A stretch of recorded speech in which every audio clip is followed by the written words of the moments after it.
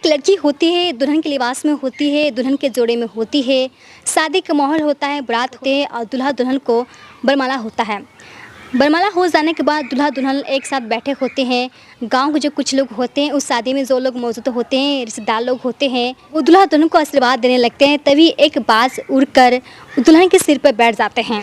गांव के जो कुछ लोग होते हैं, जो रिश्तेदार लोग होते हैं, वो कहते हैं कि ये बाज इस लड़की के, इस दुल्हन के पिताजी हैं, जो आत्मा बनकर, बाज बनकर अपनी बेटी की शादी में आए हैं, अपनी बेटी को आशीर्वाद देने के लिए। हेलो गाइस, आई होप आप लोग अच्छे होंगे, सुरक्षित होंगे। मैं दिव्या आज जो मैं सच्ची घटना सुनाने जा रही हूँ, जो सुनने के बाद आपको थोड़ा आश्चर्य होगा। मध्य प्रदेश से मुहाना नाम का एक गांव होता है। दरअसल उस गांव में 21 अप्रैल 2024 को एक लड़की की शादी होती है। लेकिन उस लड़की की शादी होने से पहले 3 दिन पहले उस लड़की के पिताजी की मौत हो जाती है।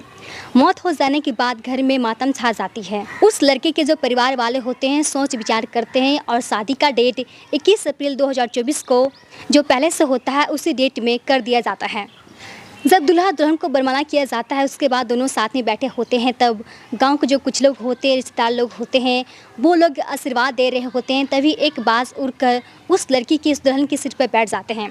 गांव के जो कुछ लोग होते हैं, रिश्तेदार लोग होते हैं, वो कहते हैं कि इस लड़की की, इस दुल्हन के पिताजी हैं, जो आत्मा बनकर, बाज बनकर अपनी बेटी की शादी में आए हैं आशीर्वाद देने के लिए। दरअसल उस बाज को, उस लड़के के पिता को आत्मा समझकर उसे दूध पिलाया जा रहा था, पानी पिलाया जा रहा था और यहाँ तक उसे खाना भी खिलाया जा रहा था। जो बाज होता है वो परिवार में मिल घुल जाता है, वो किसी को कुछ भी नुकसान नहीं पहुँचाता है। जब दूल्हा दुल्हन आशीर्वाद लेने के लिए मंदिर जा रहे थे, तब वो बाज उड़कर किसी एक शख्स के हाथ पर बैठ जाता है। वो भी उस शख्स के हाथ पर बैठकर मंदिर चला जाता है। गांव के जो कुछ लोग होते हैं, रिश्तेदार लोग होते हैं, वो कहते हैं कि आज से पहले ऐसा कुछ हुआ नहीं है।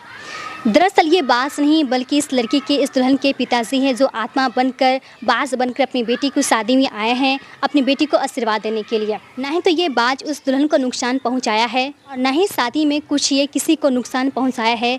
दरअसल वो लोग मानने को तैयार नहीं होते हैं, बार बार यही कहते हैं कि ये बाज उस दुल्हन के, उस लड़के के पिताजी हैं, जो आत्मा बनकर अपनी बेटी की शादी में आए हैं, अपनी बेटी को आशीर्वाद देने के लिए।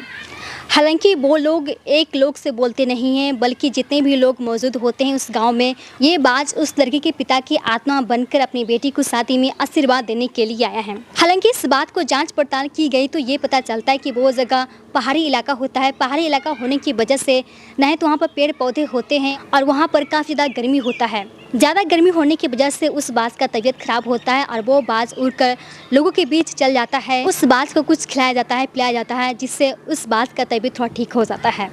अंधविश्वास ऐसी चीज़ है जो आज के समय में भी लोग बिना सोचे, बिना समझे उस पर यकीन कर लेते हैं।